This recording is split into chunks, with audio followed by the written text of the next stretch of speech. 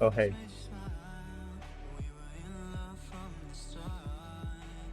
Seems I don't have power. Anyways, we're going to be reviewing this monitor that I have today. It's called the Samsung Odyssey G7. It's a 240Hz 2K resolution monitor. The two on the sides are MSI Optic Mag series. We'll talk about those in another video because they're lower refresh rate and lower specs, and there's a lot different variances between the two.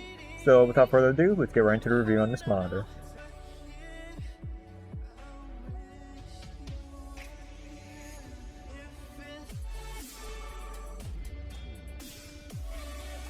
Okay, so we're gonna look at all the options this monitor has to offer. So first we'll start off with refresh rate, we set to 240 all the time. Black equalizer, we set to 6, at least for FPS games, you can adjust that as is. Response time, I set to fastest MBR, which is motion blur reduction, which is a pulsing mode opposed to just a solid backlight. So there's fastest, faster, and standard, which you can use for other games. I always set to MBR when I'm playing FPS, and I change it when I'm not playing FPS. Because there's a significant brightness difference. Adaptive sync, I leave it off. I don't use it. Low input lag, I don't really notice the difference, but I leave it on just in case. If anyone knows if it does anything, let me know in the comments below. Virtual aim point, you can set that up to whatever you want. There's different crosshairs. You can reset the position. You can adjust it with a little knob. I don't typically use this, so I'll turn that back off.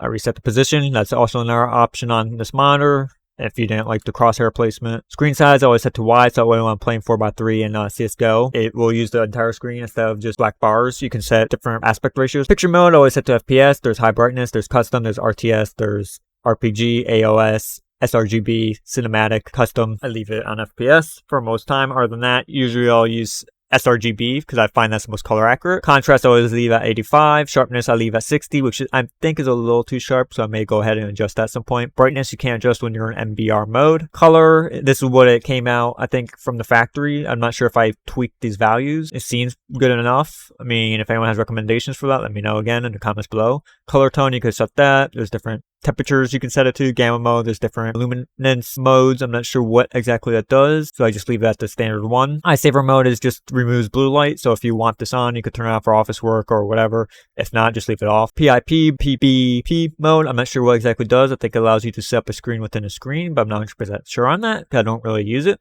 On-screen display just allows you to change the language and display time the menu stays up for. System, you could just core lighting, as seen here, it's green.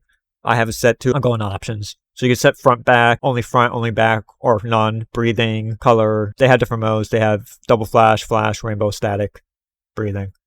It's not sound point on the monitor. So local dimming, which is you have 8 different local dimming zones on this monitor, so you can always set it on or off. Off means it won't use them. On, it will use them. Volume, you have audio jack, so you can set the volume through here. Off timer plus, not sure exactly what that does. I think it just turns off the monitor when you're not using it for set amount of time. PC AV mode, I don't really use that, so I don't know. USB supercharging, I leave that on. Not sure what exactly it does. I'm assuming fast charging mode. DisplayPort 1.4, you can set to different ones depending on what you use. System self-diagnosis, which when you click this, it shows you the screen, which allows you to do a pixel check, make sure you have no black pixels, and there's all that information.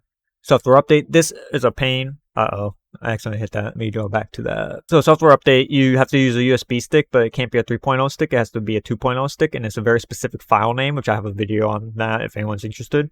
Then here's the information. There's HDR mode, which I don't use. It's a 600 nit brightness monitor. There's the resolution. There's the display hertz or refresh rate. And you can reset off your information, which I don't do. Now, in this part, you want to make sure this can go up higher. I'm not sure what that top 3620 by 2036 resolution is in particular. So I just leave it to standard 2K resolution. Always make sure you go to advanced display settings and change this to 240 hertz because sometimes it'll just stay at 60 or some lower refresh rate, and a lot of people don't know that. You always want to go through and make sure you did that, and that's that. Okay, so let's talk about pricing of this monitor. This monitor currently on Amazon is $610. Usually goes for $700. Is the 27-inch variant and has a response time of 1 millisecond.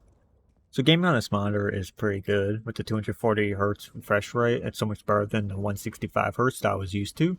I have gone to a 360 Hz monitor, but I don't notice the difference between 240 and 360. So I think 240 is the sweet spot, especially at 2K resolution, which I can run on my 3080 Asus graphics card. So colors on this are pretty good when playing other games. I have an FPS mode right now, so I have the fastest latency. and it's pretty fast. Everything's very easy to see, eligible, and easy to read, as you can tell by my gameplay. I'm hitting my shots with not much problems. The only downside to this monitor is the update system, which makes no sense, as I talked about before. Everything else about this monitor I love, except for the fishbowl effect, which it does seriously have when you play any game on here because of the 1000 radius curve opposed to 1500 radius curve. So that fishbowl effect is very noticeable, and sometimes if you're not used to that, it can throw you off in games when you're aiming. But since I've been using this for over 3 months now, I don't notice it unless I'm actually looking for it. Yeah, that's all I really have to say on this monitor. If you have any questions or anything, leave it in the comments below. Player signing out. Hey, you. Yes, you. I'm talking to you. If you like the content on this channel, please subscribe. Otherwise, leave a comment on what I can do to improve. Okay, bye.